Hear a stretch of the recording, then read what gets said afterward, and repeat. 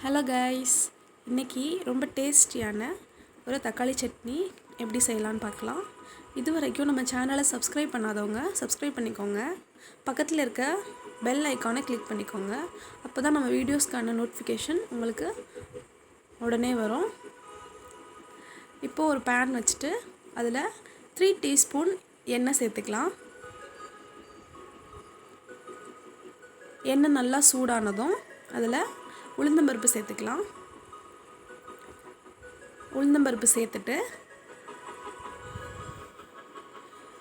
அதில் கடலைப்பருப்பு சேர்த்துட்டு நல்லா செவந்து வரணும். இந்த மாதிரி நல்லா செவந்ததுக்கப்புறம் ஒரு பிளேட்டில் இதை நம்ம ட்ரான்ஸ்ஃபர் பண்ணிக்கலாம்.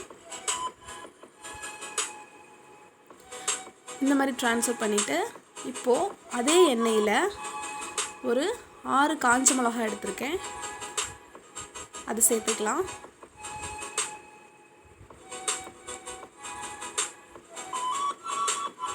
காஞ்ச மிளகாய் நல்லா பொரிஞ்சு வந்ததும் அதையும் நம்ம அந்த பிளேட்டில் ட்ரான்ஸ்ஃபர் பண்ணிக்கலாம்.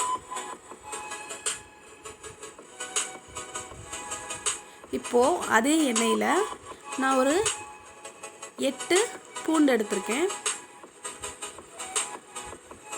இது சேர்த்துட்டு பூண்டு நல்லா வதங்கி வரணும். நல்லா வதங்கினதும் இதோட ஒரு 2 வெங்காயம் சேர்த்துக்கலாம். நான் 2 வெங்காயம் எடுத்திருக்கேன். வெங்காயம் சேர்த்துட்டு நல்லா வதக்கி விடணும்.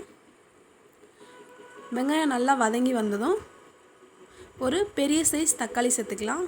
நான் ஒரு தக்காளி சேர்த்துருக்கேன்.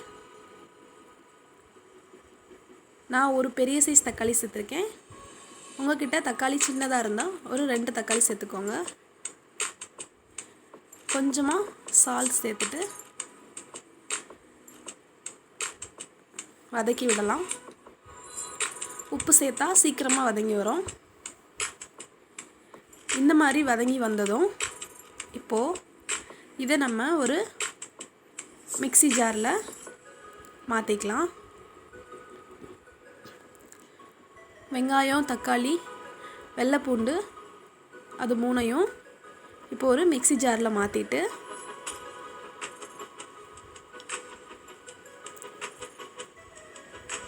இதுக்கு முன்னாடி நம்ம சேர்த்து வச்சுருக்க உளுந்தம்பருப்பு, கடலைப்பருப்பு, காஞ்ச மிளகாய் அது 3ஐயும் இதில் சேர்த்துக்கலாம். சேர்த்துட்டு தேவையான அளவு உப்பு, நான் கல்லுப்பு தான் சேர்த்துக்கிறேன். இப்படி அரைச்சி எடுத்துக்கலாம். இந்த மாதிரி வரும். இப்போது ஒரு பாத்திரத்தில் ட்ரான்ஸ்ஃபர் பண்ணிவிட்டு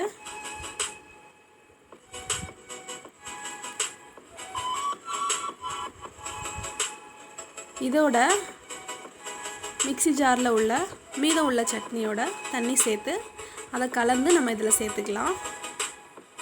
இப்போது நான் இதில் தாளித்து ஊற்றுறேன்.